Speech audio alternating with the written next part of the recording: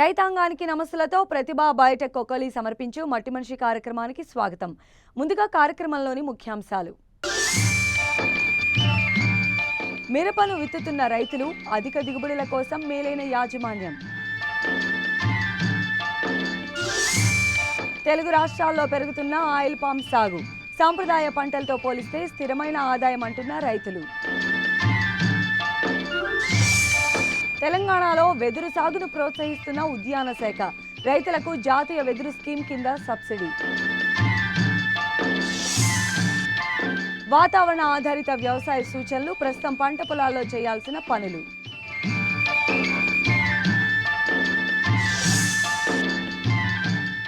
తెలుగు రాష్ట్రాల్లో సాగవుతున్న ప్రధాన వాణిజ్య పంట మిరప. దాదాపు 5 లక్షల హెక్టార్లలో సాగవుతూ ఉత్పాదకతలో దేశంలోనే ప్రథమ స్థానంలో ఉంది. తెలంగాణ జిల్లాల్లో సాధారణంగా జూన్ జూలై నెలల్లో నారు పోసి ఆగస్టు నుంచి సెప్టెంబర్ మొదటి పక్షం వరకు నాట్లు వేయడం పరిపాటి. ఇప్పటికే నార్లు పోసిన రైతాంగం నాట్లకు సిద్ధమవుతున్నారు. ఇలాంటి సమయంలో రైతులు పాటించాల్సిన మెళకువలను తెలియజేస్తున్నారు ఖమ్మం కృషి విజ్ఞాన కేంద్రం coordinator doctor J Hemanth Kumar. ప్రధాన వాణిజ్య పంటగా సాగుతున్న మిరప మెట్ట ప్రాంత రైతుల ఆదరణ పొందుతోంది. ఇప్పటికే రైతులు వారి వాతావరణ పరిస్థితులకు భూములకు అనుగుణంగా రకాలను ఎంచుకుని నారుమళ్లు పోసుకున్నారు. జూలైలో నారు పోసిన వారు ఆగస్టులో నారు పోసుకున్నవారు సెప్టెంబర్లో నాట్లు వేసుకునేందుకు అనువు. ఇప్పటికే కొన్ని చోట్ల రైతులు నాట్లు వేయగా మరికొందరు నాట్లు వేసేందుకు సిద్ధమవుతున్నారు. అయితే ఇటీవల కురిసిన వర్షాలకు నారుకుళ్లు తెగుళ్లు ఆశించినట్టు శాస్త్రవేత్తలు గుర్తించారు. ముఖ్యంగా సాగు ప్రారంభం నుంచే సరైన అవగాహనతో ముందడుగు వేస్తే నాణ్యమైన దిగుబడులు పొందవచ్చంటూ వివరాలు తెలియజేస్తున్నారు ఖమ్మం జిల్లా వైరా కృషి విజ్ఞాన కేంద్రం coordinator doctor J Hemanth Kumar. ప్రస్తుత పరిస్థితుల్లో నారు కొల్లకుండా జాగ్రత్తలు తీసుకున్నట్టయితే ప్రస్తుతం నారు నాటేసేదానికి అనుకూలంగా ఉంటుంది. కాబట్టి ఎక్కడైతే ఈ నారు కుళ్ళిపోయే పరిస్థితి ఉందో ఇలాంటి పరిస్థితుల్లో కానీ చూసుకున్నట్టయితే కాప్రాక్సిక్లోరైడ్ అనేటైతే 3 గ్రాములు లేదా రిడోమిల్ ఎంజెడ్ అనేటైతే 2 గ్రాములు లీటర్ నీటి కలిపి ఈ యొక్క నారుమలను తడుపుకున్నట్టయితే చాలా వరకు ఈ యొక్క నారుకుళ్ళు తెగుల నుంచి సమస్య నుంచి అధిగమించేదానికి అవకాశం ఉంటుంది. ముఖ్యంగా ప్రస్తుతం చూసుకున్నట్టయితే ఈ నాటే దశలో ఉన్నటువంటి పరిస్థితుల్లో కానీ చూసుకున్నట్టయితే ఈ యొక్క పొలాన్ని మెత్తగా దున్నుకోవాలి. ఈ దున్నిన తర్వాత కానీ చూసుకున్నట్టయితే సాళ్లు తోలుకోవడం అనేది ఒక ముఖ్యమైనటువంటి అంశంగా గుర్తించేదానికి అవకాశం ఉంటుంది. దీంట్లో భాగంగా చూసుకున్నట్టయితే వరుసల మధ్య దూరం 75 సెంటీమీటర్లు, అదే రకంగా మొక్కల మధ్య దూరం చూసుకున్నట్టయితే 45 సెంటీమీటర్లు కానీ, లేకపోయినట్టయితే ముఖ్యంగా మనం చూసుకున్నట్టయితే రైతు సోదరుల దగ్గర ఉన్నటువంటి ఈ అంతర్కృషి చేయడానికి ఉపయోగించే పరికరాలకు సంబంధించి దూరం ఉంటుందో ఆ దూరం ప్రకారం కూడా మనం ఈ మిరపని అడ్జస్ట్ చేసుకొని సాగు చేసుకునే దానికి అవకాశం ఉంటుంది. దీంట్లో భాగంగా చూసుకున్నట్టయితే వరుసల మధ్య దూరం మొక్కల మధ్య దూరం 24 అంగుళాలు కానీ, లేకపోయినట్టయితే 26 అంగుళాలు కానీ, 28 అంగుళాలు కానీ అవకాశాన్ని బట్టి దాంతోపాటు నేల స్వభావాన్ని బట్టి కూడా ఈ యొక్క మిరపను నాటుకునేదానికి అవకాశం ఉంటుంది. మిరప సాగయ్యే ప్రధాన పొలంలో గత సీజన్కు సంబంధించిన శిలీంధ్ర బీజాలుండే అవకాశం ఉంది. కాబట్టి ఆఖరి దుక్కులు చేసేటప్పుడు ట్రైకోడర్మా విరిడి వేసుకోవాలి. లేదంటే ఈ మొక్కలను ఆశించి పంట నష్టం జరుగుతుంది. అలాగే ముందస్తుగా కలుపును నివారించుకోవాలి. ఆఖరి దుక్కులో కానీ చూసుకున్నట్టయితే మనం ముందుగా 90 కేజీల పశువుల ఎరువుకి దానికి 10 కేజీలు వేపపిండి కలుపుకొని దానికి ఒక 2 కేజీలు ట్రైకోడర్మా విరిడే కలుపుకొని ఒక 10 నుంచి 15 రోజుల వరకు జాగ్రత్తగా నీడ కింద ఉంచుకున్నట్టయితే ఈ యొక్క ట్రైకోడర్మా విరిడే అనేది ఈ శిలీంధ్రం అనేది ఎరువులో పెరుగుతుంది. కాబట్టి దాన్ని తీసుకెళ్లి ఆఖరి దుక్కులో వేసుకున్నట్టయితే ఇది భూమితో పాటు అభివృద్ధి చెంది తద్వారా శిలీంధ్ర తెగుళ్ళు ఏదైతే ఉన్నాయో ముఖ్యంగా ఎండు తెగులకు సంబంధించినటువంటి లేకపోతే వేరుకుళ్ళు తెగులకు సంబంధించినటువంటి శిలీంధ్రాన్ని సమర్థవంతంగా అరికట్టి తద్వారా మొక్కలు చనిపోకుండా ఉండేదానికి అవకాశం ఉంటుంది. దాంతోపాటు ముఖ్యంగా చూసుకున్నట్టయితే ఎక్కడైతే గత సీజన్ యొక్క అనుభవాల దృష్ట్యా వేరుపురుగు ఆశించే పరిస్థితి ఉందో అలాంటి పరిస్థితుల్లో కానీ చూసుకున్నట్టయితే ఎకరానికి ఒక 10 నుంచి 12 కేజీల వరకు కార్బోఫిరాన్ 3G 3% గుళికలు కానీ చూసుకున్నట్టయితే ఆఖరి దుక్కులో ఎదబెట్టుకున్నట్టయితే చాలా వరకు ఈ యొక్క వేరుపురుగు సమస్యను కూడా అధిగమించేదానికి అవకాశం ఉంటుంది.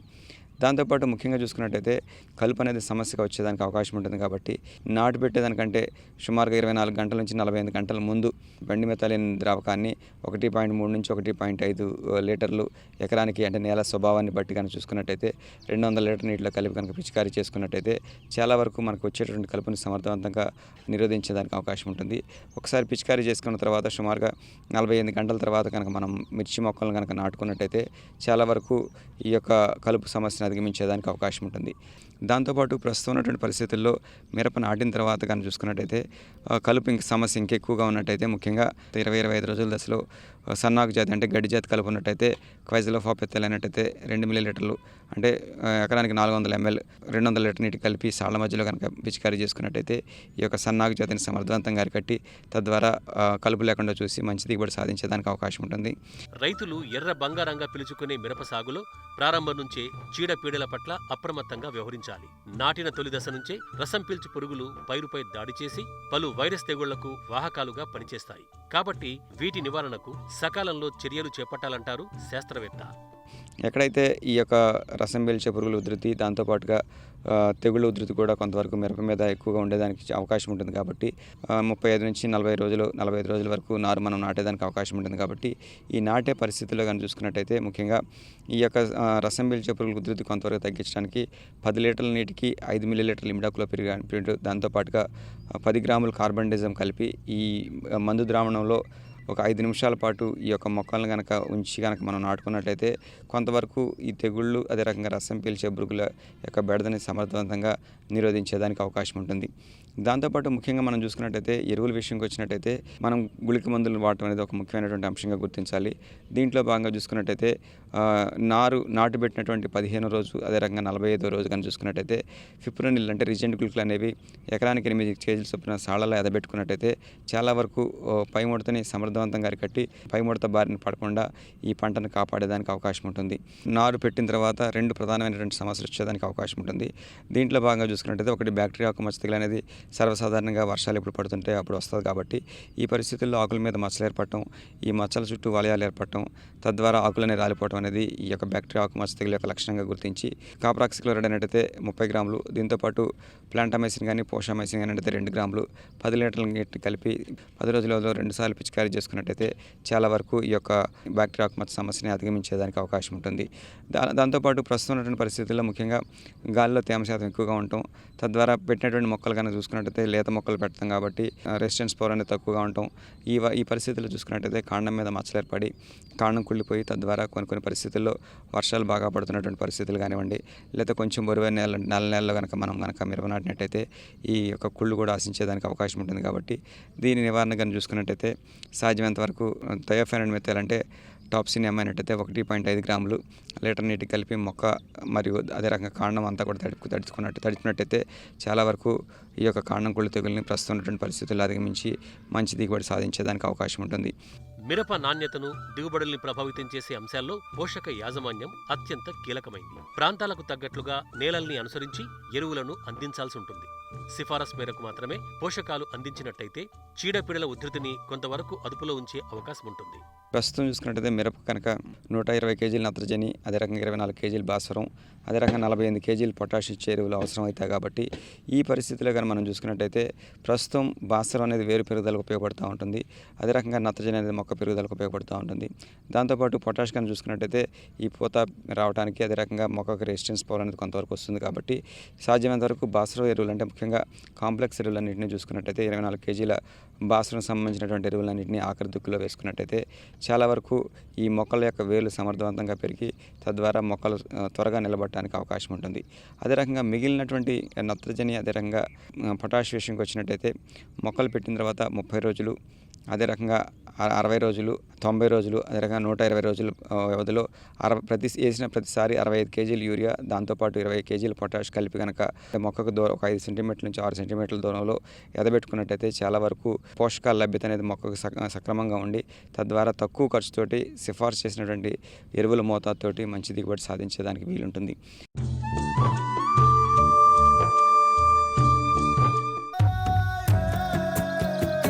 అంతర్జాతీయంగా వంట నూనెలకు ధరలు పెరగడంతో ఆయిల్ పామ్ రైతులు సంతోషం వ్యక్తం చేస్తున్నారు. అతి తక్కువ ఖర్చు, కొద్దిపాటి శ్రమతో నాణ్యమైన దిగుబడి పొందే పంట కావడం, ఇది నాటిన 4వ ఏడాది నుంచి 30 సంవత్సరాలుగా ఈ తోటల నుంచి ఆదాయం పొందే అవకాశం ఉంది. అంతేకాదు మధ్య దళారుల బెడద లేకపోవడంతో పాటు స్థిరమైన ఆదాయాన్ని అందించే పంట అని చెబుతున్నారు పశ్చిమ గోదావరి జిల్లా రైతు రామకృష్ణ.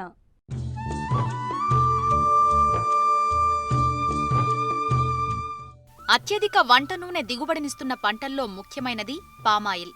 ఈ పంటకు మంచి డిమాండ్ ఉండడంతో ప్రతి ఏటా ఈ సాగు విస్తీర్ణం పెరుగుతోంది. ముఖ్యంగా ఇతర పంటలతో పోల్చితే తక్కువ ఖర్చు, పెట్టుబడితో నికరమైన ఆదాయం వస్తుండటంతో పశ్చిమ గోదావరి జిల్లా నల్లజర్ల మండలం పోతవరం గ్రామానికి చెందిన రామకృష్ణ 10 ఎకరాల్లో ఆయిల్ పామ్ సాగు చేస్తున్నారు. అయితే తాను ఎలాంటి రసాయన ఎరువులను వాడడం లేదు.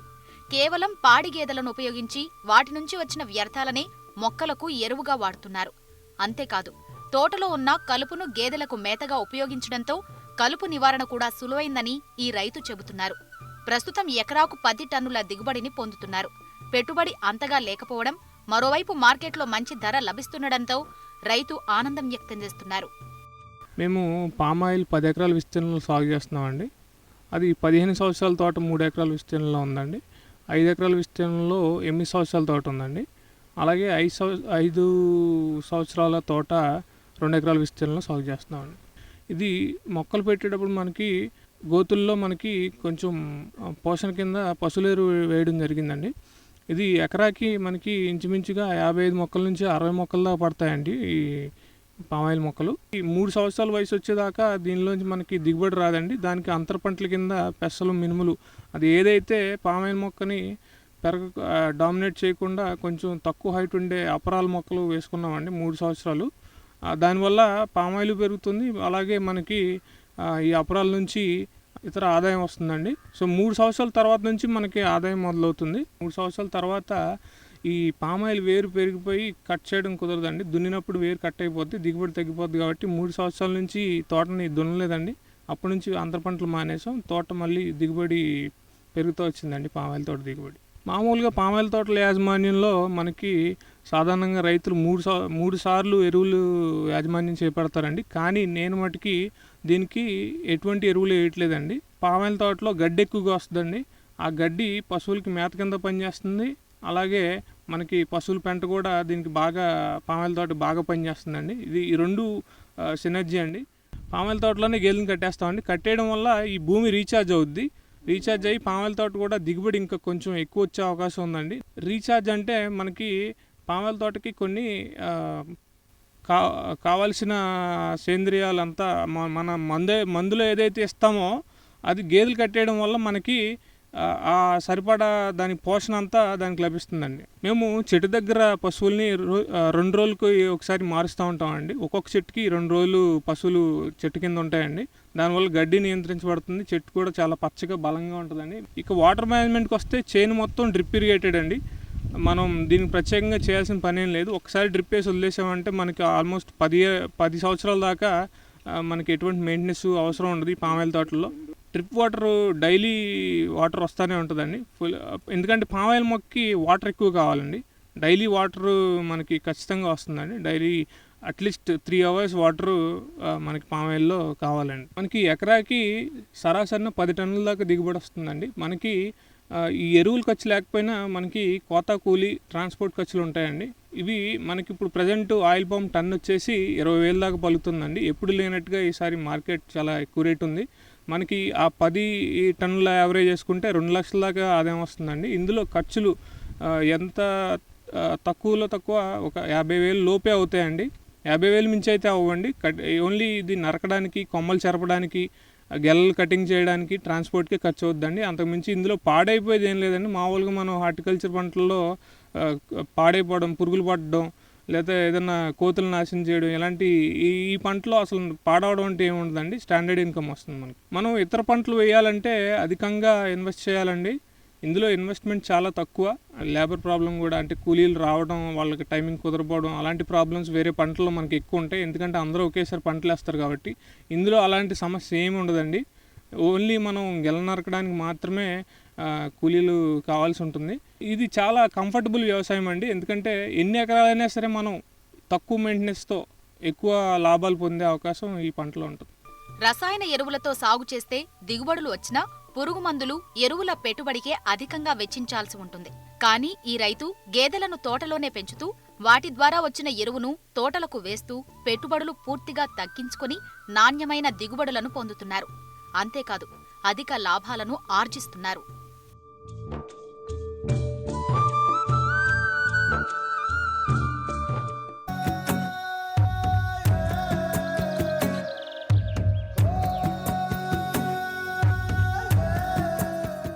అనాదిగా మనిషికి వెదురుతో అనుబంధం ఉంది. ఏదో ఒక రకంగా మనిషి వీటిని వాడుతూనే ఉన్నారు. పల్లెల నుంచి పట్టణాల దాకా గృహ శోభను పెంచే దిశగా వెదురు తన ప్రాముఖ్యాన్ని చాటుతోంది. అయితే అడవులు తగ్గిపోయాయి, సాగు భూములు పెరిగాయి. దీంతో వెదురు సంపద కూడా హరించుకుపోతోంది. దీని ప్రాముఖ్యతను గుర్తించిన ఉద్యాన శాఖ భవిష్యత్ అవసరాలకు అనుగుణంగా ఈ తోటల అభివృద్ధికి శ్రీకారం చుట్టింది.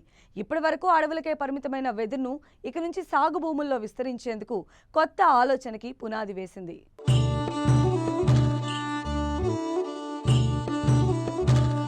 ప్రపంచమంతా ప్లాస్టిక్ మయమైపోతోంది.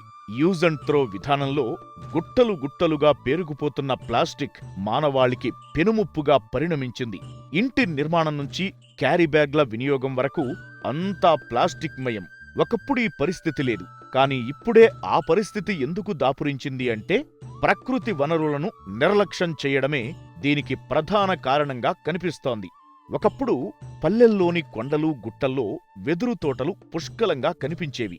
వీటితో కోళ్ల గంపలు, పూల బుట్టలు, కూరగాయ బుట్టలు, వెదురు పాకలు, చలవ పందిళ్లు ఇలా అనేక రకాలుగా గ్రామాల్లోని జీవన విధానంలో వెదురు భాగంగా ఉండేది.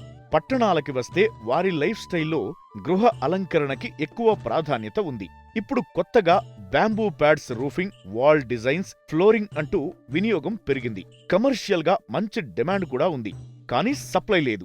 తెలంగాణలో ఈ డిమాండ్ మరింత పెరిగింది. దీంతో పొరుగు రాష్ట్రాల నుంచి దిగుమతి చేసుకోవాల్సి వస్తోంది. రాష్ట్రంలో వెదురును ప్రత్యేకంగా పెంచుతున్న రైతులు లేరు. దీనికి తోడు మార్కెట్లో వెదురు ధరలు చుక్కలు చూపిస్తుండటంతో వినియోగం తగ్గిపోయింది. ఈ నేపథ్యంలో వెదురు సాగును విస్తరించి పర్యావరణ హితమైన ఈ కలపను అందరికీ అందుబాటులోకి తేవాలనే ఉద్దేశంతో తెలంగాణ ఉద్యాన శాఖ ముందడుగు వేస్తోంది. ఇందులో భాగంగానే సిద్దిపేట జిల్లా ములుగు మండలం ములుగు గ్రామంలో ఏర్పాటు చేసిన సెంటర్ ఆఫ్ ఎక్సలెన్స్ లో ప్రయోగాత్మకంగా వెదురు వనాన్ని ఏర్పాటు చేసింది. అంతేకాదు వెదురు మొక్కలను ఉత్పత్తి చేస్తోంది. ఇప్పుడు మీరు చూస్తోంది సిఓఈ ములుగులో ఎస్టాబ్లిష్ చేసిన బ్యాంబూ డెమాన్స్ట్రేషన్ యూనిట్ అండి.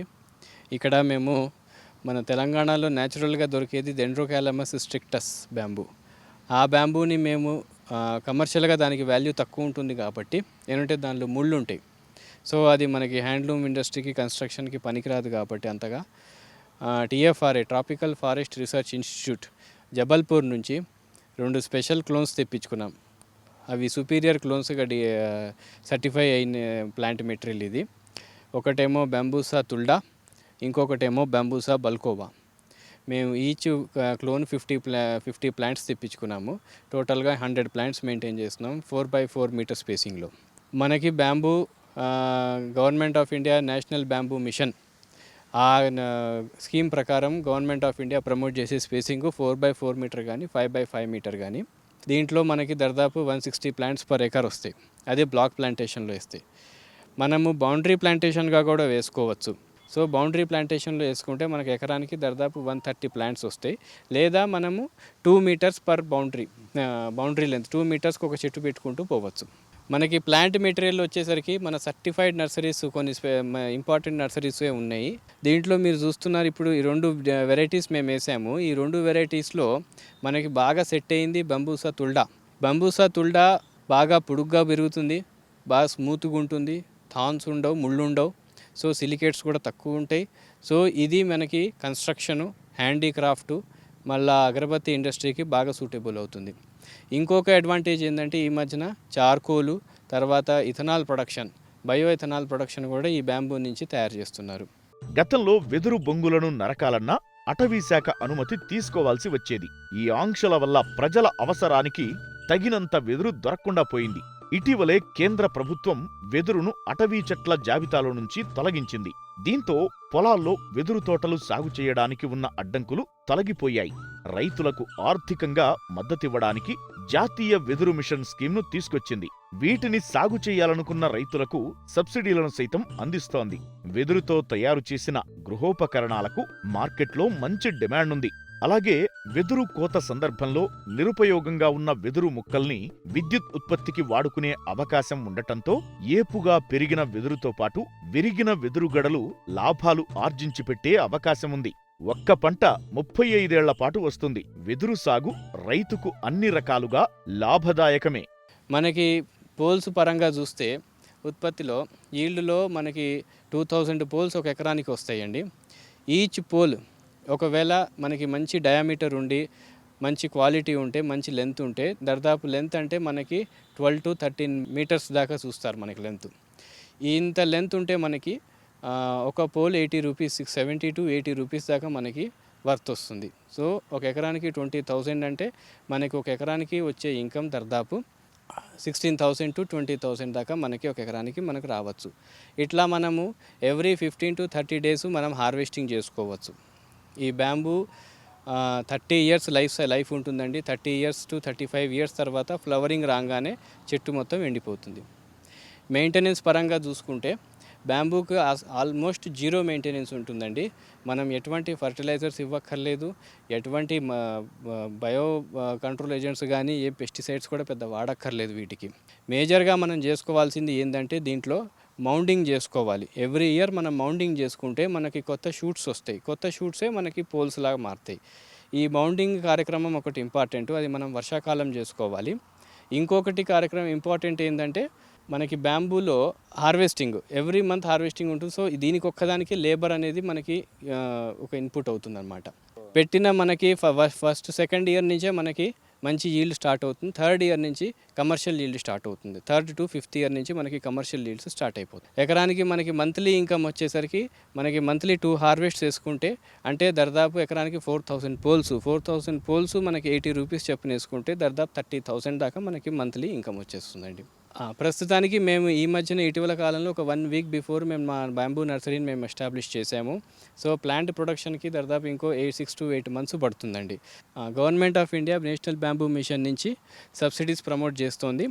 సో మనకి ఎకరానికి వచ్చేసరికి 25,000 రూపీస్ పర్ ఎకర్ మనకి గవర్నమెంట్ ఆఫ్ ఇండియా 3 years పాటు ఫార్మర్స్కి ఇస్తుందండి. ఫస్ట్ ఇయర్ వచ్చేసరికి 15,000, సెకండ్ ఇయర్ 5,000, థర్డ్ ఇయర్ 5,000. మరో 6-7 నెలల్లో వెదురు మొక్కలు తయారు కానున్నాయి. కావలసిన రైతులు Mulugu centre of excellence, Mulugu గ్రామం, ములుగు మండలం, సిద్దిపేట జిల్లా వారిని సంప్రదించవచ్చు. Phone number 7997725265.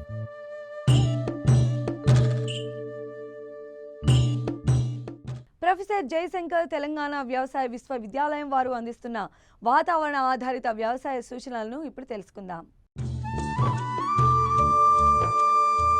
హైదరాబాద్ వాతావరణ కేంద్రం అందించిన సమాచారం ప్రకారం రాబో 5 రోజులు రాష్ట్రంలో అక్కడక్కడా తేలికపాటి నుంచి ఓ మోస్తరు వర్షాలు కురిసే అవకాశాలున్నాయి. పగటి ఉష్ణోగ్రతలు 29 నుండి 36 డిగ్రీల సెల్సియస్, రాత్రి ఉష్ణోగ్రతలు 20 నుంచి 26 డిగ్రీల సెల్సియస్ మధ్య నమోదయ్యే అవకాశం ఉంది.